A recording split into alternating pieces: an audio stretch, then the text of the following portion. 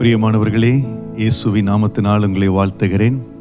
யோபு 37வது அதிகாரம் 5வது வசனம், தேவன் தம்முடைய சத்தத்தை ஆச்சரியமான விதமாய் குமர பண்ணுகிறார், நாம் கிரகிக்கக்கூடாத பெரிய காரியங்களை அவர் செய்கிறார். எலிகு என்கிற வாலிபன் யோபுவோடு செய்கிற சம்பாஷணையில் ஆண்டவர் இயற்கையின் மேலே இருக்கிற அதிகாரம் என்னெல்லாம் ஆண்டவருடைய வல்லமை என்று சொல்லுகிற இடத்துல நாம் கிரகிக்க கூடாத பெரிய காரியங்களை அவர் செய்கிறார் என்று சொல்லுகிறார். நாம் கிரகிக்க கூடாத பெரிய காரியங்கள், தேவ கரத்துல நாம சில காரியங்களை ஒப்பு கொடுத்து, நீங்க எனக்கு உங்க சித்தப்படி செய்யுங்க ஆண்டவரே, கர்த்தருடைய சித்தத்துக்கு என்னை ஒப்பு கொடுக்கிறேன், தேவ சித்தத்தின்படி காரியங்கள் நடக்கட்டும். ஆபிரகாமுக்கு தெரியல, ஆண்டவர் சொல்லுகிறார், நான் உன்னை பெரிய ஜாதியாக்குவேன், ஆசீர்வதிப்பேன். தெரியல, எப்படி நடக்கும்னு தெரியல. அவர் நினைத்தார் இஸ்மவேல் தான் ஆண்டவர் கொடுத்திருக்கிற பிள்ளை. ஆண்டவர் சொன்னார், இல்ல, நான் உனக்கு கொடுப்பது வாக்குத்தத்தத்தின் பிள்ளை. அதற்காய் காத்திருந்தார். கிரகிக்க கூடாத பெரிய காரியங்களை ஆபிரகாமுடைய வாழ்க்கையில் ஆண்டவர் செய்தார். இன்றைக்கும் அநேக சாட்சிகளை கேட்கிறோம். அதே போல பல ஆண்டுகள் தேவனுடைய வார்த்தைக்காய் காத்திருக்கிற ஒவ்வொரு இடத்திலும் அவர் பெரிய காரியங்களை செய்கிறார்.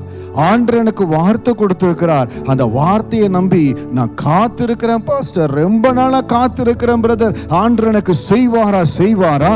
ஆண்டவர் செய்கிற கிரகிக்க முடியாத பெரிய காரியங்கள் செய்கிற ஒரு காலத்துக்குள்ளாய் ஆண்டவர் உங்களை கொண்டு வந்து இருக்கிறார். இதோ வருகிற நாட்கள்ல நீங்க எத்தனை ஆண்டுகள் தேவனுடைய வாக்கை பிடித்து ஆண்டவனுக்கு வாக்கு கொடுத்திருக்கிறார், விசுவாசத்தோடு காத்திருந்தீங்க.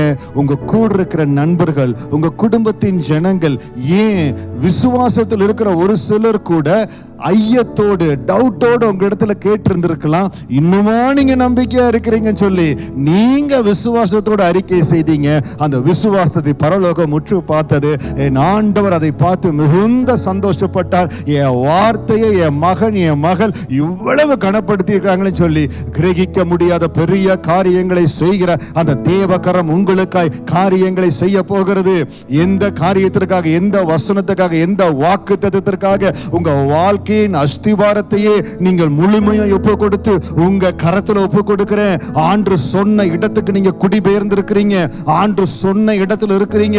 கர்த்தர் சொன்னபடி ஒவ்வொரு காரியத்தையும் அவர் மேல விசுவாசத்தோடு செய்து கொண்டிருக்கிறீங்க. உங்க விசுவாசத்தை என் தேவன் கனப்படுத்துகிறார். உங்கள் விசுவாசத்தை எல்லாரும், உங்க கூட இருக்கிற நண்பர்கள் மற்றவர்கள் அல்ல, அந்த பட்டணமே கண்டு வியக்கும்படியாய் கிரகிக்க முடியாத பெரிய காரியங்களை செய்ய போகிறார். நீங்களே அசந்து போக போறீங்க.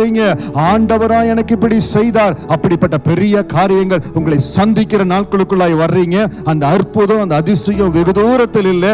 இவ்வளவு ஆண்டுகள் பொறுமையோடு காத்திருந்தீங்க. இன்னும் தேவனை துதிங்க. நல்ல தேவனை துதித்து ஆண்டவரே அற்புதத்தை செய்கிற அந்த அதிசயத்தை சுதந்திரிக்கிற நாட்களுக்குள்ளாய் நான் வந்துவிட்ட. நீங்கள் கானானை சுதந்திரிக்கிற, உங்கள் கானானை சுதந்திரிக்கிற அந்த அற்புதமான வேலைக்குள்ள வந்துட்டீங்க. It is a precious moment. தேவனுக்கு நன்றி செலுத்தி துதித்து உங்க ஜெபங்கள், ஆண்டவரே கிரகிக்க முடியாத பெரிய காரியங்கள் செய்கிறவரே ஸ்தோத்திரோடு சொல்ல நீங்கள் அந்த அற்புதத்தை சுதந்திரித்துக் கொள்ள போறீங்க.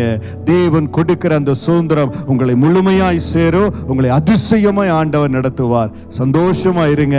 தேவனை துதிங்க. பெரிய காரியங்களை தேவ சமூகத்திலிருந்து பெற்றுக் கொள்ளுவீங்க.